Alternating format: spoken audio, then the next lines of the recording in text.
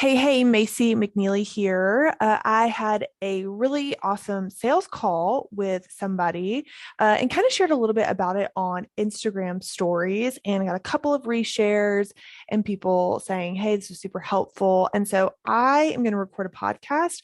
I am also recording this on Zoom so that I can demonstrate with my iPad some of the things that I'm talking about. So we'll be sure to upload this particular episode in the links below the video version so that you can kind of see the demo as I'm talking about it if you need it. I'll also try to explain as clearly as I can so that if you're driving and you can't see it, that is totally fine as well. So, this particular lady, she inquired through our website for guide culture and she asked for a phone call. And this is just like a side tangent. I don't know who needs to hear this, but just get on the call. Just get on the call. I feel like sometimes sales calls, there can be this feeling of, well, I don't want like people to use my time or like pick my brain or to I don't do sales calls, I only do DMs. And I don't know who needs to hear this, but you're not that important. Honestly, like we all can jump on a call like very quickly to help people make a decision. And if you're worried about people picking your brain, that's actually a sales skill problem. But I get that. Like I get wanting to maintain your best stuff for the paying clients. But, that's your job as a salesperson to navigate and control the conversation in the right way. So, I mean, you would never call the front desk of a doctor and have the receptionist like diagnose your problem, right? You would call the front desk of the doctor's office to make an appointment to then see the doctor to get your problem diagnosed. And so the sales call is just that receptionist phone call is to like make sure you're seeing the right doctor for the right thing at the right time and make sure it all aligns with your schedule. It's the same principle here. So I mean, it was just so quick to just jump on a phone call on the way to the office. And also, having sales skills, you can do it second nature in a second nature way. So it doesn't have to be a big deal. Like you can just jump on, help them make a decision, yes or no, and jump off, right? So she called and she described herself. I'm going to write this down here. She described herself as a business unicorn. And I, of course, asked her to describe, what that meant to her as being a business unicorn. And basically, what she meant by that is she had multiple passions. She had a lot of things going on. She had a lot of dreams, and they all felt like different, like streams, so to speak, streams of revenue, streams of opportunity. So one of her streams was her like product that she sold. Okay. She also was a wellness coach.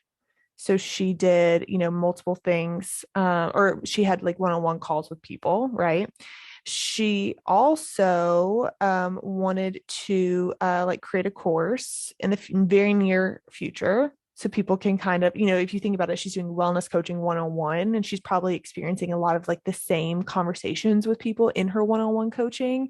And so she's like, hey, let me just like take all this experience and put it, in a course so that people can help themselves, so to speak, or also just get access with a lower ticket, which is great.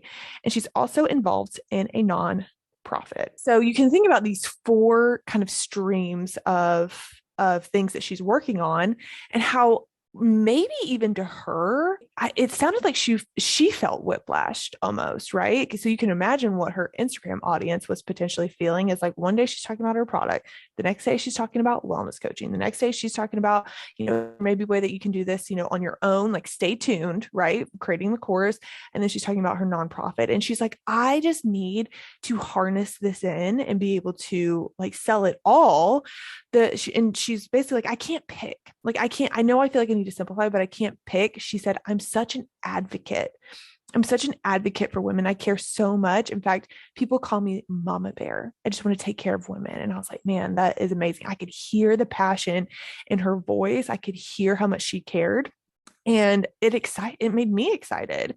And I know there's probably some of you listening right now that you have multiple passions, right? Maybe you like the idea of having multiple streams of income. If you hear anybody on, TikTok or Reels, you'll hear a voiceover around how like the average millionaire has seven, income streams. whatever, which is great. But what's really cool and exciting about this is when I was listening to her talk, and I would bet the same for you as well. When I was listening to her talk, it was so obvious. It was so obvious that there was a common denominator between all of these. There was one thread.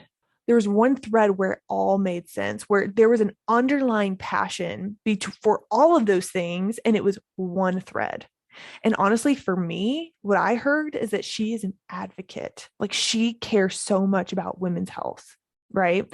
And I don't know about like her wellness coaching. I know that she really cares about like clean, non-toxic products and all of that, which is great. So I'm not super clear on like the exact thread, but the point here is that when there is one thread, one clear message, one thing that you stand for, one thing that you could put a flag in the ground for, when there's one thread like that, you only sell one thing.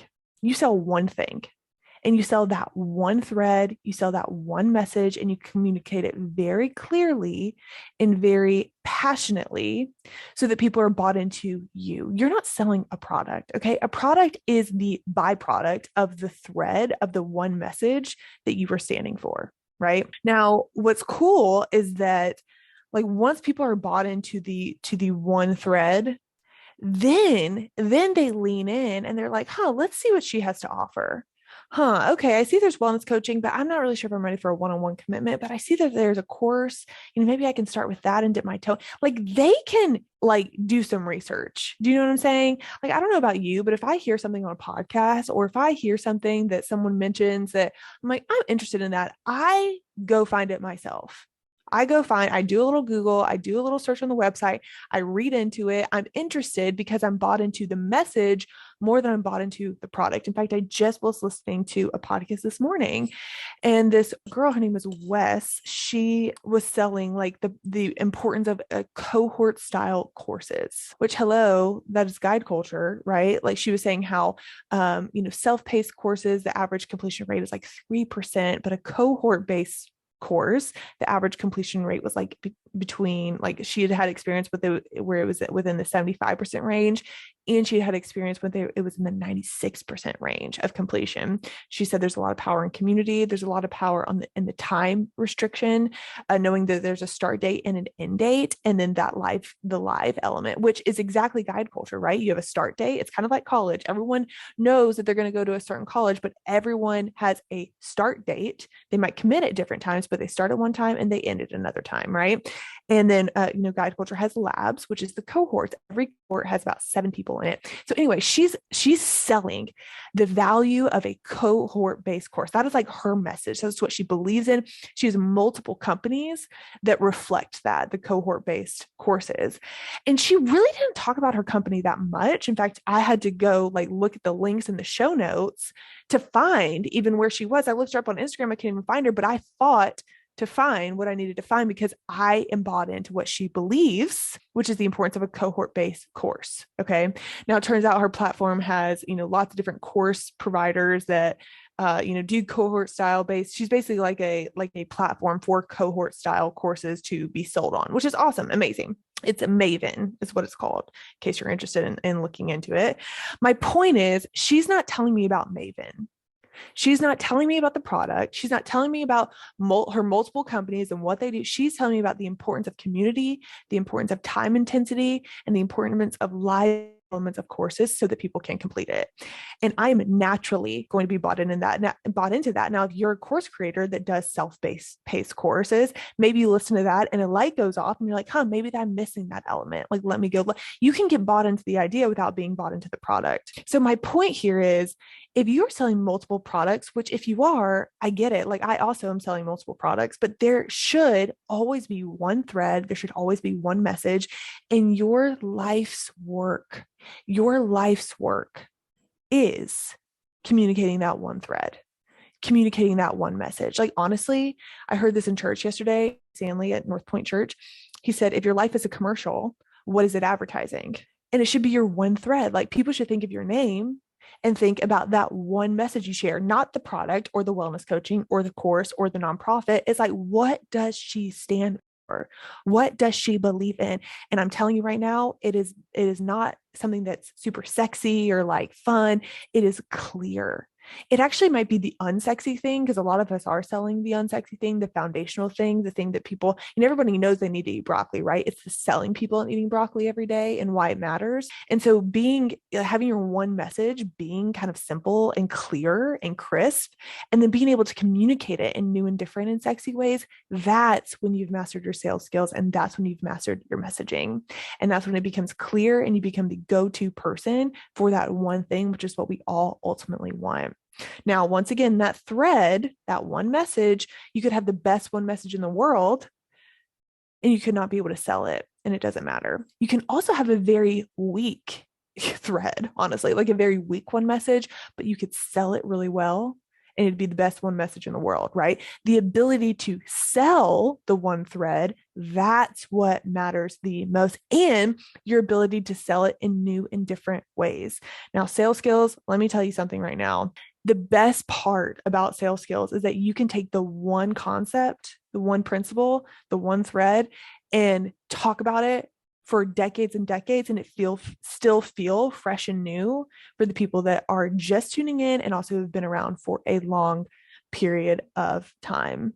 Boring makes billions. That's what a very amazing mentor told us one time, is that when you're starting to get bored, good.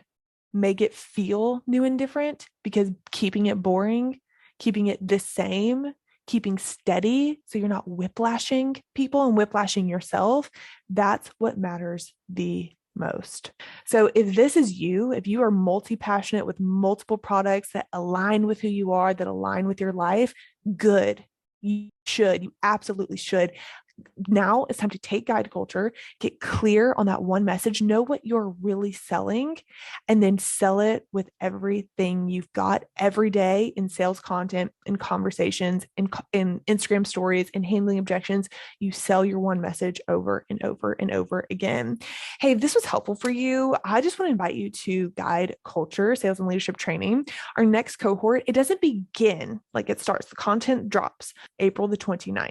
April the 29th. Okay. If you have any questions, please message me on Instagram at the Guide Culture. You can message me the word thread, THREAD.